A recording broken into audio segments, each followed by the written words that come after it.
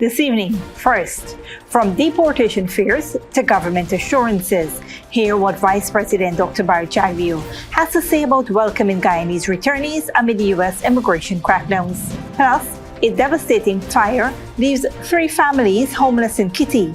How did it start, and what are fire officials urging residents to do to prevent further tragedies? Also, suspended Ghana Teachers Union officials take their fight to the High Court. Find out why they're calling their suspension unfair and what they're demanding from union leaders. And Minister of Housing and Water Susan Rodriguez addresses youth in politics, misinformation, and zoning violations. Her candid remarks might surprise you. Finally, halfway around the world, religious police in northern Nigeria launches a controversial campaign to remove street children in Kano. What's driving this move? Stay tuned, these stories and more are coming up next on Headline News Update.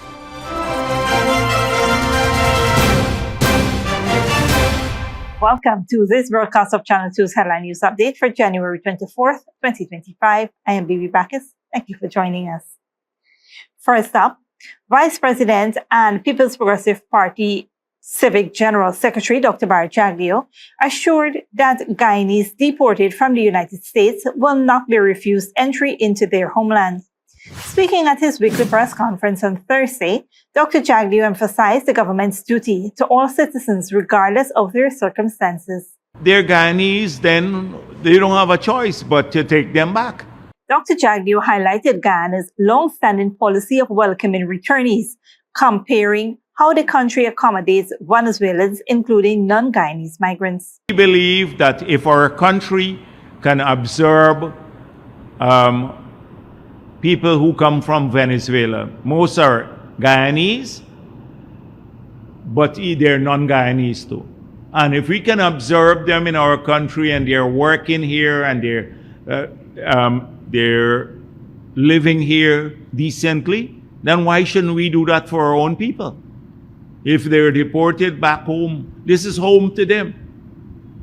The governments don't have much of a choice. There could be verification. That is what we've had in the past when we've had discrepancies between people. We heard in one case, a guy said he's Nigerian and he was sent here. That is what was held up some of the issuance of documents. But once they're Guyanese and it's verified to be Guyanese, then you have to take your people back. While reaffirming the government's commitment, the Vice President noted that a verification process would be conducted for those returning, ensuring that only verified Guyanese would be allowed re-entry. Once they're Guyanese, so you would have to, of course, show that they're Guyanese. We don't want to have people from other countries deported to Guyana. They should go to their own countries. The remarks come amid heightening immigration enforcement in the United States under newly sworn-in President Donald Trump, whose executive orders targeting illegal immigration could lead to mass deportations. New policy gives ICE agents the green light to conduct enforcement operations in schools, churches, playgrounds, and daycare centers. Those locations used to be off limits. Now, ICE can look for people in those places to deport. Ghana and the United States maintain strong diplomatic ties, and Dr. Jagdeo's comments underscores the government's stance to upholding the rights of its citizens amid evolving immigration policies abroad. In other news, a devastating fire has left several families homeless and one person injured in Georgetown. For more on this heartbreaking story, we go to Malcolm Carter, who has been following the development. A devastating fire, reportedly caused by an unattended 6-burner gas stove, destroyed the home of Raul Welch at William Street, Kitty, and severely damaged the nearby property of Julius Brown. The incident occurred on Thursday, January 23, 2025, leaving 3 families homeless and 1 person injured. The Guyana Fire Service received the fire call at 3:35 p.m. and a team of 8 firefighters led by Section Leader Liverpool arrived on the scene within 10 minutes. Despite deploying 2 jets from the tank supply, the fire consumed the Welch family's home and the first floor of the Brown's residence, significantly damaging the ground floor. The Welch household includes 6 members aged 10 to 62, while the Brung property housed 9 occupants across 2 floors. 62-year-old Cecil Welch sustained first-degree burns to her right hand and foot, but received immediate medical attention from emergency medical technicians before being transported to the Georgetown Public Hospital. The Guyana Fire Service expressed regret over the tragedy and urged citizens to practice fire safety by turning the gas cylinders off, avoiding attended stoves, installing smoke detectors, and preparing evacuation plans to prevent similar incidents. Reporting for Headline News Update, Malcolm Carter. The suspended president and second vice president of the Ghana Teachers Union, Mark Light and Julian Cambridge, are taking legal actions to have their suspensions overturned. They believe the suspensions was unfair and against the rule of the union. Light and Cambridge have named several GTU officials, including First Vice President Mariska Williams and General Secretary Coretta McDonald, in their case. They want the court to declare that their suspension in December 2024 was unlawful and to reverse the decision. The two men argued that they were not given proper notice or a chance to respond before the motion for their suspension was tabled. They also claimed that no investigation was done into the matter and they were not allowed to speak up before the decision was made. They say the motion was rushed and they were unfairly accused of deceiving the union over a government proposal that had been accepted. Light and Cambridge also want the court to remove McDonald from her role as the General Secretary, arguing that she cannot hold a position while also serving as a member of the National Assembly. The two suspended officials argued that the decision to accept the government's proposal was made by the entire Union Council, not just them, and they believe their suspension is unjust. They are asking the High Court to cancel it and restore their positions. Stick around when we return. President Ali promises improved drainage and streetlights for Georgetown residents, and Ghana Police Force receives $50 million equipment to enhance road safety.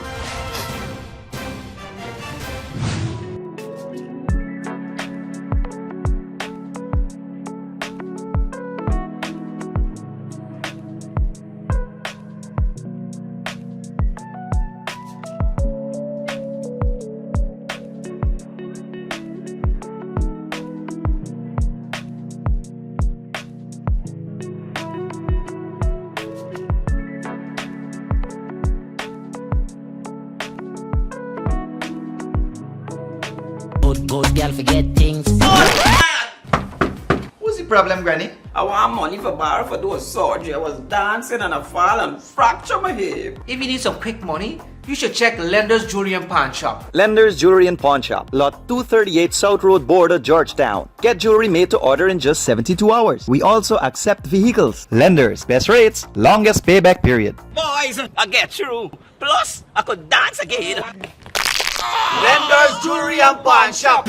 Furnishing your home or office has never been easier. Here at Kissoon's, our inventory of locally made and imported furniture, offered at amazing prices, will leave you wanting more. From vinyl, floor rugs and carpets, bedroom, dining and living room sets, mattresses, pillows, office desk, chairs and filing cabinets, outdoor benches and tables. We have a piece of furniture for every room imaginable in your home or office. Check out our flagship store at Industrial Site Rijnveld or one of our branches in New Amsterdam, Port Morant, Riverton and Camp Street. Kissoon's Furniture, furnishing homes for over 50 years.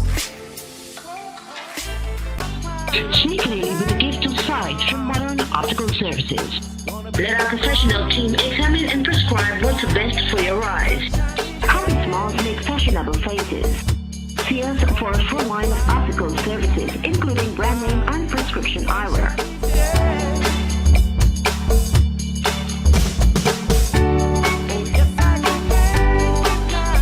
Modern Optical Services, 316 Mill Street, Georgetown. Telephone 226-1082. Welcome back. Georgetown residents of C4 Street and Campbell Avenue are set to benefit from enhanced drainage system and improved street lights, following a pledge by President Dr. Mohamed Irfan Ali during a community meeting on Thursday. The meeting, part of the government's ongoing community engagement initiative, addressed key issues raised by residents, including persistent flooding, insufficient street lights, and inadequate garbage collection services. President Ali acknowledged the community's concerns about flooding in the area.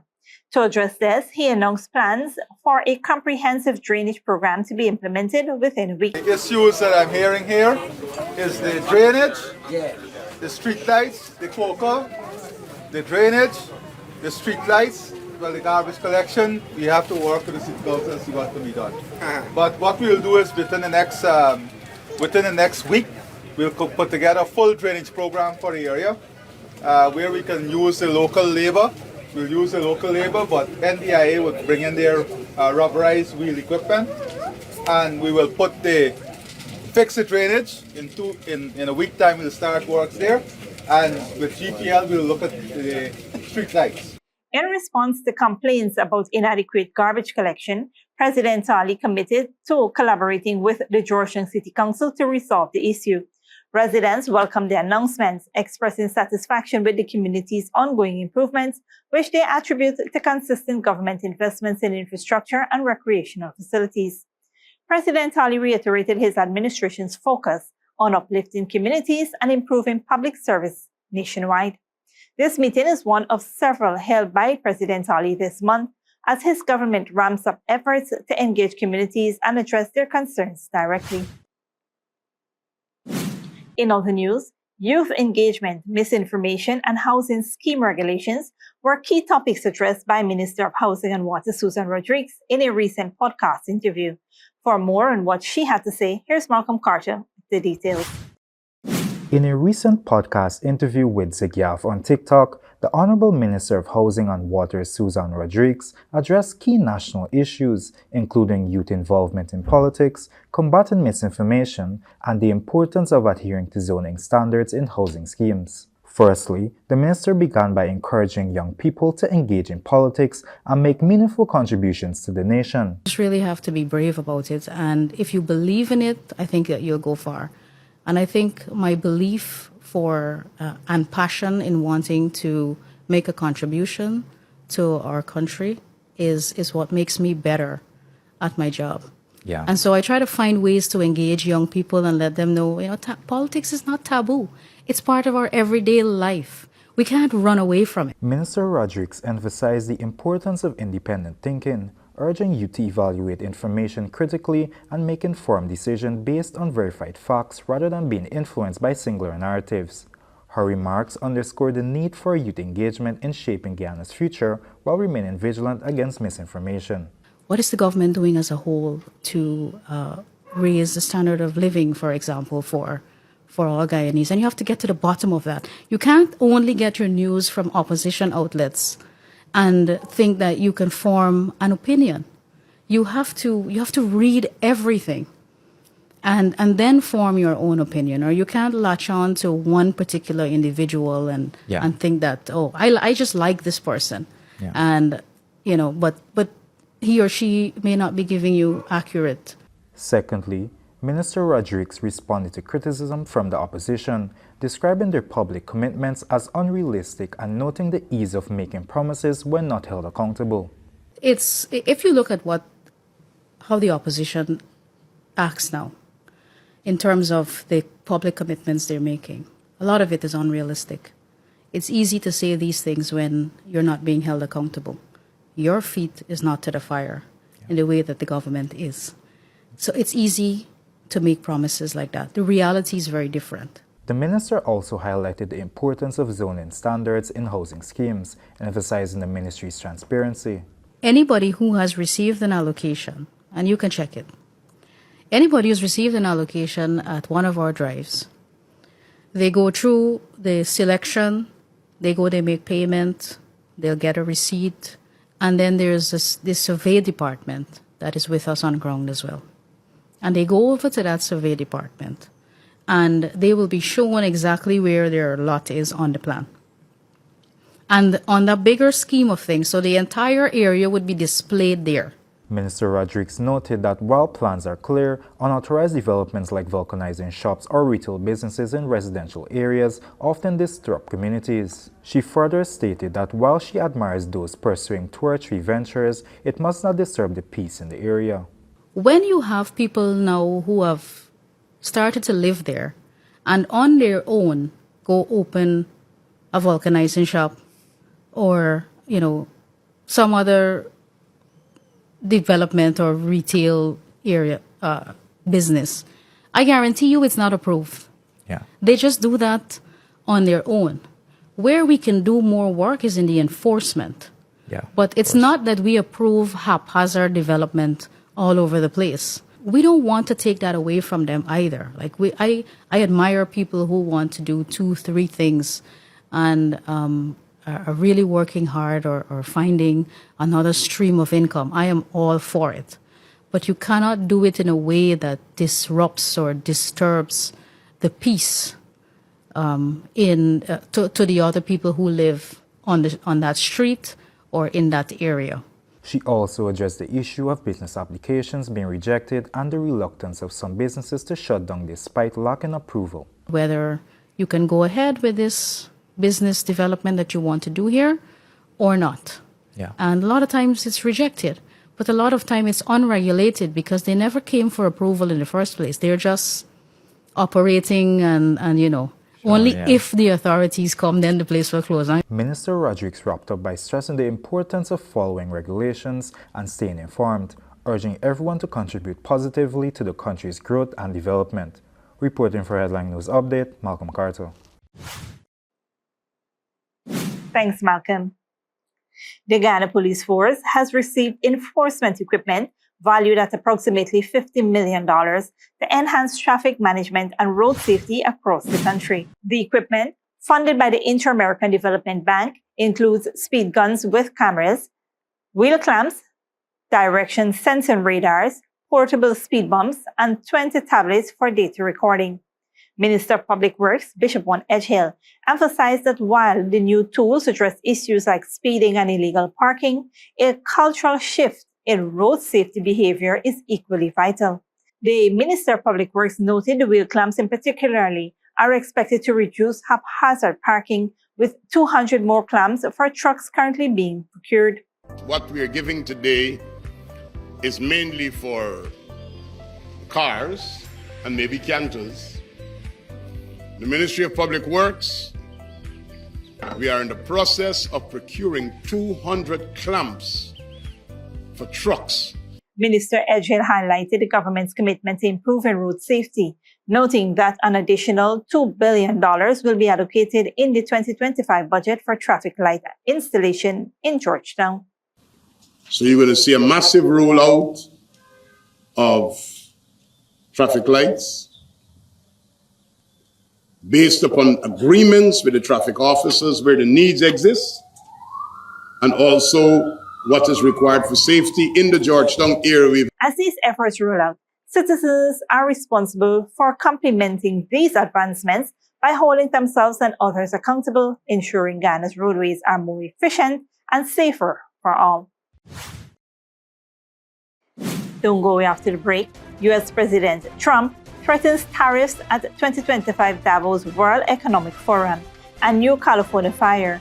Fast-moving blaze sparks evacuation orders. Furnishing your home or office has never been easier. Here at Kissoon's, our inventory of locally made and imported furniture, offered at amazing prices, will leave you wanting more. From vinyl, floor rugs and carpets, bedroom, dining and living room sets, mattresses, pillows, office desk, chairs and filing cabinets, outdoor benches and tables. We have a piece of furniture for every room imaginable in your home or office. Check out our flagship store at Industrial Site Rijnveld or one of our branches in New Amsterdam, Port Morant, Riverton and Camp Street. Kissoon's Furniture, furnishing homes for over 50 years. Sneakily with a gift of sight from Modern Optical Services. Let our professional team examine and prescribe what's best for your eyes. Common smiles make fashionable faces. See us for a full line of optical services, including brand name and prescription eyewear.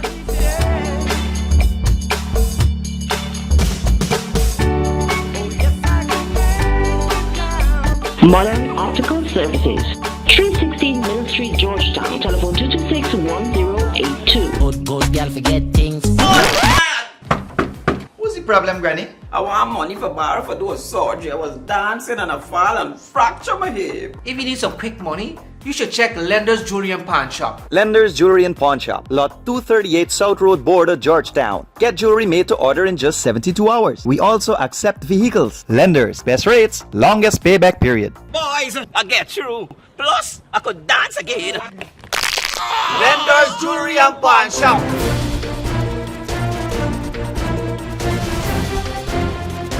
Welcome back. Now we take a look at what's happening in the region and around the world. Good evening, I'm Malcolm Carter. Welcome to our regional and international news segment, keeping you informed and up to date with the trending news stories worldwide. In the Caribbean, police in Trinidad and Tobago have arrested 3 suspects and seized 3 firearms during state of emergency operations in Trinidad and Tobago's central and southern divisions. A search in St. Helena uncovered a revolver, leading to 3 arrests. In Claxton Bay, officers fatally shot a man after being fired upon, recovering an AR-15 rifle. In Moruga, 150 marijuana trees worth 1.5 million Trinidadian dollars were destroyed. The operations highlight intensified anti-crime efforts across the region. Meanwhile, United States President Donald Trump has delivered the first international speech of his second term, appearing via live stream before the World Economic Forum in Davos, Switzerland. Thursday's remarks, however, took a combative approach to international diplomacy, as he once again threatened tariffs against foreign competitors and even allies like the European Union and Canada. Al Jazeera's Hashim Alibari reports. This was the moment many were waiting for here in Davos. Global and business elites hearing the freshly inaugurated Trump spell out his vision for US foreign policy that will shape his second term in office, one of his top priorities, ending the war in Ukraine. One thing very important, I really would like to be able to meet with President Putin soon and get that war ended. And that's not from the standpoint of economy or anything else. It's from the standpoint of millions of lives are being wasted. Beautiful young people are being shot in the battlefield. The Ukrainian president and European leaders have all insisted that NATO should play a growing role in ensuring security in Europe. Trump says NATO members must increase their defense spending if they want that to happen. I'm also going to ask all NATO nations to increase defense spending to 5% of GDP, which is what it should have been years ago. Earlier in the day, NATO Secretary General spoke in Davos, calling for members of the military alliance to provide support for Ukraine. First of all, that we really have to step up and not scale back the support for Ukraine. We have to change the trajectory of the war which is ongoing. And so far as we know, the front line is moving in the wrong direction. The US president told business leaders that he wants his second term to bring prosperity to his people. And he'll do that by imposing tariffs, a message aimed at particularly China, Europe, Canada and Mexico. He also called on OPEC and Saudi Arabia to lower the price of oil while reiterating his promise to open up energy exploration at home. There's been growing anxiety here in Europe that President Trump may end the war in Ukraine without addressing Kyiv's concerns and the root causes of the conflict, and that US tariffs might trigger a trade war that would harm the potential for a global economic recovery. But for now, countries are in agreement that negotiating a compromise with the Trump administration remains a safer option than confrontation. Hashim Alibari, Al Jazeera, Davos, Switzerland. California Governor Gavin Newsom has pledged $2.5 billion to help fight wildfires in the state. It comes as 50,000 people are facing evacuation orders or warnings in the face of new wildfires north of Los Angeles. Al Jazeera's Rob Reynolds reports. California besieged by wind and flames. This is the Hughes fire, which has exploded into life in the Castaic area, 80 kilometers north of Los Angeles, burning more than 4,000 hectares in a matter of hours. Firefighters on the ground and in the air beat the flames back in an aggressive, non-stop effort. Fire is currently 24% contained. It is at 10,278 acres, so we've made some progress in the last 12 or 14 hours, but we still have a lot of work to do. Blackened ravines and hillsides continue to smolder, adding to the ash and smoke filling the air. Fortunately, authorities say this time there have been no deaths, injuries, or homes destroyed. Fires earlier this month took dozens of lives and obliterated whole neighborhoods in Los Angeles, leaving tens of thousands without homes. Against this backdrop, President Donald Trump will visit Los Angeles on Friday after falsely accusing the California state government of causing the disaster and threatening to withhold federal disaster aid. I don't think we should give California anything until they let water flow down. Trump seems to believe there is a pipeline of water from rainy Northern California to arid Southern California. Los Angeles has massive amounts of water available to it. All they have to do is turn the valve. No such valve exists. Los Angeles does not get most of its water supply from Northern California. Those fires burned out of control largely due to high winds that drove the flames and made it impossible to deploy firefighting planes and helicopters. That was not the case in the Hughes fire. It's not a lack of water, and we have approximately 20 helicopters assigned to this fire, as well as numerous fixed-wing aircraft, so we're really hitting it hard. Trump plans to fly over the LA fire zone by helicopter. It's not known whether he will meet state and local officials or with people who survived the fires but lost their homes. Trump's trip seems to be more about scoring political points against a Democratic Party-dominated state government, rather than expediting aid to survivors of the wildfires and reassuring Californians that their national government stands behind them. Rob Reynolds, Al Jazeera, Castaic, California. Finally, thousands of children in the northern Nigeria city of Kano are struggling to survive on the streets. The state religious police have launched a campaign to remove them, saying they're a security threat. Al Jazeera's Ali. From above, Kano looks orderly and developed, but beneath its bridges and on street corners, a different story unfolds. Thousands of children, some as young as 6, are living on the streets. Some have been abandoned. Others are orphans or come from broken homes. They beg, they scavenge, they fight for survival. Mustafa is 11 years old. To afford his one meal for the day, he collects bottles to sell for recycling, carrying the load for around 5 kilometers, 3 or 4 times. When we go scavenging, we go out in numbers. I take this route going all over the place, and when it's time for religious school, I go to school, and when it's time to sleep, we all go where we sleep. Mustafa wants to be a soldier and serve his country, but his government says he and others like him are potential criminal recruits. The state sees them as a security threat, but aid agencies say they have been failed by those meant to protect them, and a system that offers little hope for their future. They are victims of poverty, due in part to Nigeria's economic crisis, and often have no access to education. The UN estimates 1.9 million children are out of school in Kano State. The religious police, also known as Hisba, carry out late-night raids on car parks, markets and under bridges, rounding up the children while they are asleep and bringing them to this camp for what authorities say is rehabilitation. When we arrest street children, we invite their Islamic scholars, Islamic teachers. We will ask them, why are your students roaming the street of Kano? They will tell us, and we will call the parents. We will reunite the children with their parents. Here, they are given food and somewhere to sleep. But rights activists say it doesn't address the root of the problem. The government are not taking care of them. Their parents too, they neglect them. They just break them, just leave them like that. For instance, now one of them now become the president of Nigeria. How will he take care of the people? The way he has been abandoned, that's how he is going to take care of the people he's leading.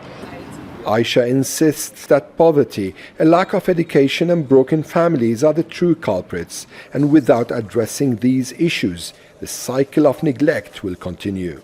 Until then, children here remain caught between a government unable to provide solutions and a society that has turned its back on them. For now, their future is as uncertain as their next meal. Ali Hashim, Al Jazeera, Kano, Nigeria. That wraps up our regional and international news segment for tonight. Thank you for joining us as we bring you the latest updates from around the globe. I'm Malcolm Carter. Good night. See you next time. Back to you, Bibi. Thanks, Malcolm. Up next is the 3-day weather forecast.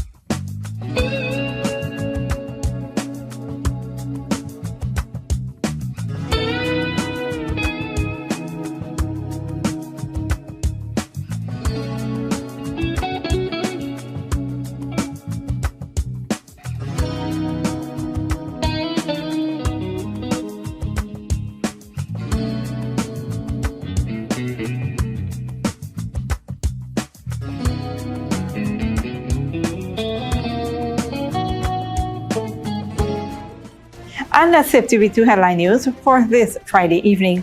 As we take our leave, we invite you to follow us on Facebook and YouTube. We will be off for the weekend, but you can tune in on Monday at 7 p.m. for more news. Until then, please take care of yourself and each other and do have a wonderful weekend.